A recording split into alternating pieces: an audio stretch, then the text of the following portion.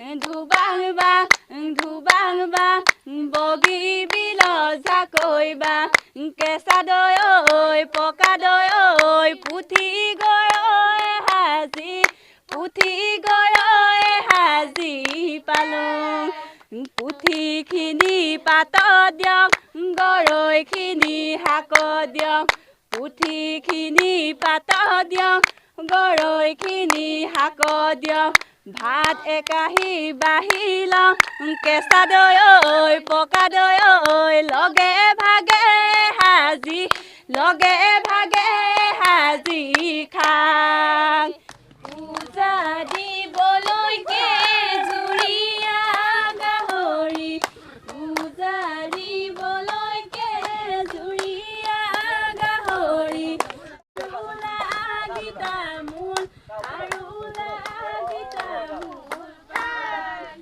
নিমিতঙৈ চাই থাকঙৈ ফটঙা ফটঙাই তাৰ হিমলাৰৈ নুৰৈ ধেমালি কৰঙাই তাৰ পানী মলাৰৈ নুৰৈ ধেমালি ৰৈ নুৰৈ ধেমালি কৰ ফটঙাই তাৰ হিমলাৰৈ নুৰৈ ধেমালি কৰঙাই তাৰ পানী মলাৰৈ নুৰৈ ধেমালি ৰৈ নুৰৈ ধেমালি কৰ সন্মুখত অসমীয়া হেঁপাহৰ ভোগালী বিহু আৰু ভোগালী বিহুক লৈ এতিয়া ৰাজ্যৰ চাৰিওফালে উখল মাখল এক পৰিৱেশ আৰু তাৰ মাজতেই তিনিচুকীয়া জিলাত এতিয়া ভোগালী বিহুক লৈ এতিয়া পাৰ ভঙা উৎসাহ দেখিবলৈ পোৱা গৈছে আৰু এইখিনি মুহূৰ্তত মই বৰ্তমান উপস্থিত আছোঁ তিনিচুকীয়াৰ ঢলা হাতীগুলি কছাৰী গাঁৱত আৰু ইয়াত এইসকল গাঁৱৰ ৰাইজে একত্ৰিত হৈ এনেদৰে সমজুৱাভাৱে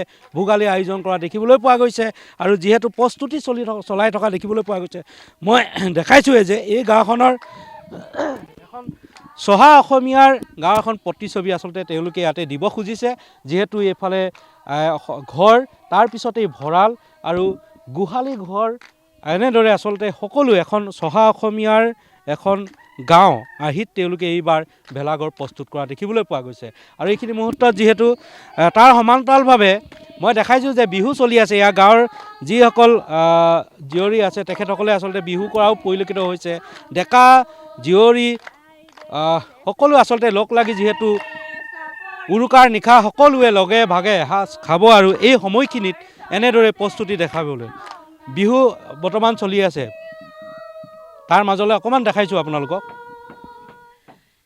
কছাৰী কছাৰী সোণোৱাল কছাৰী কছাৰী কছাৰী সোণোৱাল কছাৰী অ মোৰ সোণ সোণাই শদিয়াত পাতি লং শদিয়াত পাতি লং ঠাই পূজা দিবলৈকে জুৰীয়া গাহৰি পূজা দিবলৈকে জুৰীয়া গাহৰি অ মোৰ সোণ সোণাই আৰু লাগি তামোল আৰু লাগি তামোল পাই উৰি গ'ল পক্ষী পৰি গ'ল পাখি কিৰাতি হালালি ৰাইজৰে বাখি উৰি গ'ল পক্ষী পৰি গ'ল পাখি কিৰাতি হালালি ৰাইজৰে বাখি হালালি ৰাইজতে কৰত ধেমালি কিৰাতি হালালি ৰাইজৰে বাখি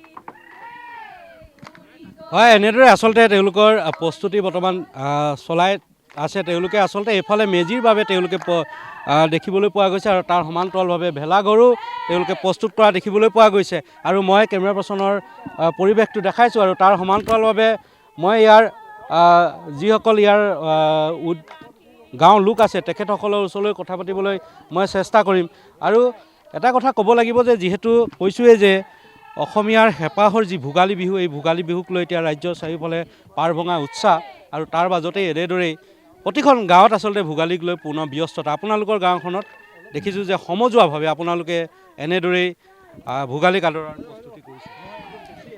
মানে প্ৰায় আজিকালি গাঁওবিলাকত দেখা যায় 4 ঘৰ 5 ঘৰ চুকে চুকে মাঘ বিহু ভোজ দি খায়, মানে আনন্দ ফূৰ্তি নাহে। যদি সমূহ ৰাইজে একেলগে যদি এনেকৈ বহল ভিত্তিত পাতে, উঠি অহা প্ৰজন্মকো ভাল কিবা এটা দেখাব পৰা যায়। মানে সেইকাৰণে হাতীগুলি গাঁও নৱোদয় যুৱসংঘই এই ভোগালী বিহুটি লগে ভাগে আজি উদযাপন কৰা হৈছে। সকলোৱে আচলতে উৰুকাৰ নিশা লগে ভাগে এসাঁজ খাব। উৰুকাৰ নিশা সমূহ বুঢ়া মেথা কণ কণ ল'ৰা ছোৱালী বৌ বাইদেউ সকলোকে লগ পোৱা হ'ব, কিমান আনন্দ লাগিব, সেয়েহে এই আয়োজন কৰা হৈছে। হয় নিশ্চয়কৈ, মই বিহু আহিছে, বিহুৰ অলপ শুনিম। ইউ বোলে টোপঙি, সিউ বোলে টোপঙি, ইউ বোলে টোপঙি, সিউ বোলে টোপঙি, কিহতনো মই টোপঙি হলঙে ঐ লগৰী, কিহতনো মই টোপঙি, কিহতনো মই টোপঙি হলং।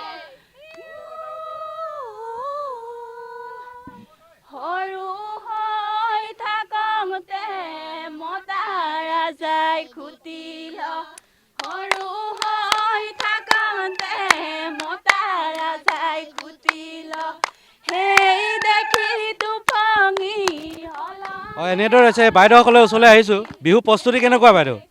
প্ৰস্তুতি কেনেকুৱা? ভালে চলি আছে। বিহুৰ ঘৰত পিঠা পনা হৈছে নে? পিঠা পনা ৰেডি কৰিলোঁ। ৰেডি কৰিছে? হয়। ৰেডি কৰিছে বাইদেউ পিঠা পনা? অঁ ৰেডি কৰিছোঁ। ৰেডি কৰিছে? যিহেতু অসমীয়া হেঁপাহৰ ভোগালী বিহু নহয়নে? অঁ সকলোৱে লগৰভাগে এসাঁজ খাব। খাম। অঁ হয় নিশ্চয়কৈ, আচলতে এনেদৰে ইয়াৰ পৰিৱেশ দেখিবলৈ পোৱা গৈছে। আৰু গাঁৱৰ জীয়ৰীসকলে সোণোৱাল কছাৰী তেওঁলোকৰ নৃত্য আৰু মই দেখাইছোঁ ইয়াৰ পৰিৱেশটো। আৰু যিহেতু অসমীয়া হেঁপাহৰ ভোগালী বিহুলৈ মাজত মাত্ৰ আচলতে কেইটামান দিন, আৰু এই দিনকেইটাত বা এই যিটো প্ৰতিজন অসমীয়াই আচলতে ভোগালী বিহুক লৈ এটা পূৰ্ণ প্ৰস্তুতি। আৰু তেনে অৱস্থাতে তিনিচুকীয়াৰ প্ৰতিখন গাঁৱত আমি দেখাইছোঁ আৰু পূৰ্বতে আৰু এতিয়াও দেখাইছোঁ যে কেনেদৰে এক উৎসৱমুখৰ পৰিৱেশ দেখিবলৈ পোৱা গৈছে। আৰু তেওঁলোকে যি প্ৰস্তুতি, এই প্ৰস্তুতি তেওঁলোকে তুংগত হৈ উঠা দেখিবলৈ পোৱা গৈছে। আৰু সকলোৱে লগে ভাগে উৰুকাৰ নিশা এসাঁজ খাবলৈ এনেদৰে পুনৰ প্ৰস্তুতি প্ৰতিখন গাঁৱত।